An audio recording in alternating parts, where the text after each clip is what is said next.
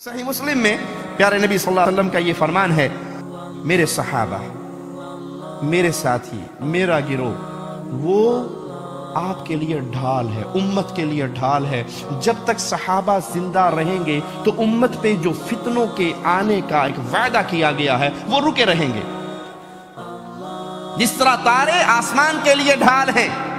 جب قیامت آئے گی تارے ٹوٹیں گے، آسمان بھی توڑ دیا جائے گا۔ صحابہ کرام امت مسلمہ کے لیے ڈھال ہیں۔ جب تک یہ صحابہ کی جماعت باقی رہے گی امت مسلمہ فتنوں سے بچی رہے گی، اور جب صحابہ کرام کو اٹھا لیا جائے گا تو پھر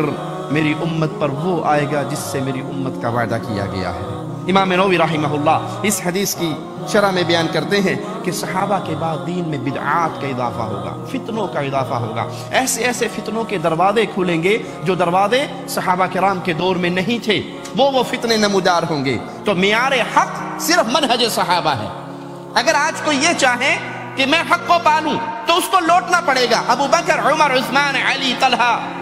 زبیر، سعد، سعید رضوان اللہ علیہ مجمعین کے منہج کی طرف دیکھنا پڑے گا۔ ہر مسئلے میں، وہ کائنات کا کوئی مسئلہ ہو، اگر اس مسئلے کا تعلق شریعت محمدیہ سے ہے، اس مسئلے کا تعلق ثواب سے ہے، اس مسئلے کا تعلق اللہ کی رضا سے ہے، تو ثواب میں سب سے زیادہ حریص محمد کے صحابہ تھے صلی اللہ علیہ وسلم۔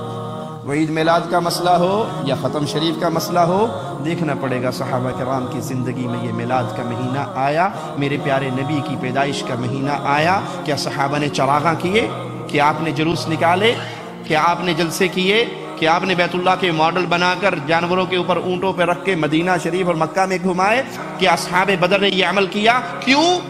مالک اعلان کر رہا ہے، اگر تم ایمان لے کر آؤ جیسے محمد کے صحابہ ایمان لے کر آئے، فقد اہتدوا، پھر تم ہدایت یافتہ ہو، پھر تمہارے لیے کہا جائے گا کہ یہ راہ ہدایت کے راہی ہیں، کہ یہ اس راستے پہ چلے ہیں جس راستے پہ اصحاب رسول اللہ صلی اللہ علیہ وسلم چلے۔ لوگ دلیل دیتے ہیں جی کہ آپ تو ویسے سختی کرتے ہیں، کیا خیال ہے؟ صحابہ نے مسجدوں میں ہیٹر لگائے تھے، صحابہ نے مسجد میں کارپٹ بچھائے تھے، صحابہ نے کی مسجد کی جو چھتیں تھی وہ کنکریٹ کی تھی، صحابہ کی مسجدوں میں یہ لکڑی کا کام ہوا تھا، تو آپ پھر یہ مسجد میں کیوں کرتے ہیں؟ ہم کہتے ہیں بھائی، جس عمل کی بنیاد پہ اجر و ثواب کی امید رکھی جائے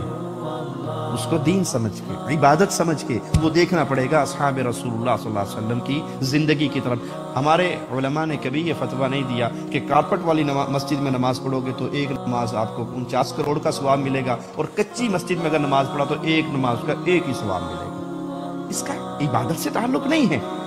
اس کا تعلق اللہ کی رضا کے ساتھ نہیں ہے کہ آپ نے مسجد میں اگر یہ کام کر لیا، پکی بنا لی، کچی بنا لی، یہ آپ کی ضروریات ہیں جس کے مطابق آپ مسجد بنا رہے ہو۔ جس چیز کو عبادت کہا جاتا ہے، جس پہ آپ اجر و ثواب کی امید رکھتے ہو، جس کو آپ اللہ کی طرف سے دی ہوئی عید سمجھتے ہو، تو وہاں لوٹنا پڑے گا ابو قحافہ کے بیٹے کے گھر کی طرف کہ ابو بکر صدیق نے 12 ربیع الاول کو یا 9 ربیع الاول کو اپنے گھر میں موم بتیاں جلائی، اگربتیاں جلائی۔ یہ عبادت ہے، اور عبادت کے اندر منہج ہمیشہ محمد الرسول اللہ صلی اللہ علیہ وسلم کے اصحاب ہیں۔ اور یاد رکھیے یہ اصول ہے، جو چیز دین کے نام پہ مشہور ہوئی